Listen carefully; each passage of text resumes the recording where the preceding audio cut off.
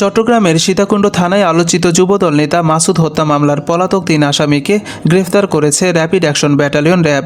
গত 23শে March RAB 7 Chittagong এবং RAB 3 ঢাকার যৌথ অভিযানে এজাহারভুক্ত আসামি রাসেল ওরফে ক্যাডার রাসেল, শুক্কুর আলী এবং মিজানুর রহমানকে আটক করা হয়।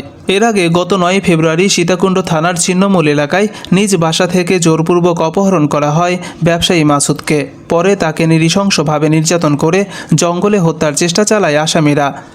গুরুতর আহত অবস্থায় উদ্ধার করে চট্টগ্রাম মেডিকেল কলেজ হাসপাতালে ভর্তি করা হলে চিকিৎসাধীন অবস্থায় 17 ফেব্রুয়ারি তিনি মৃত্যুবরণ করেন।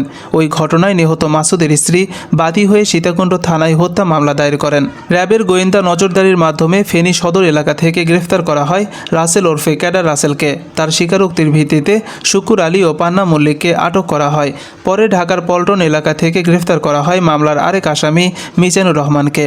গ্রেফতারকৃত আসামিদের পরবর্তী আইনানুগ ব্যবস্থার জন্য সংশ্লিষ্ট থানা পুলিশের কাছে হস্তান্তর করা হয়েছে। র্যাব জানায়, প্রতিষ্ঠা লগ্ন থেকে সন্ত্রাস, চাঁদাবাজি, খুন, অপহরণ সহ বিভিন্ন অপরাধ দমনে বাহিনীটি নিরলসভাবে কাজ করে যাচ্ছে। এই ধরনের অভিযান ভবিষ্যতেও অব্যাহত থাকবে বলে র্যাবের পক্ষ থেকে জানানো হয়।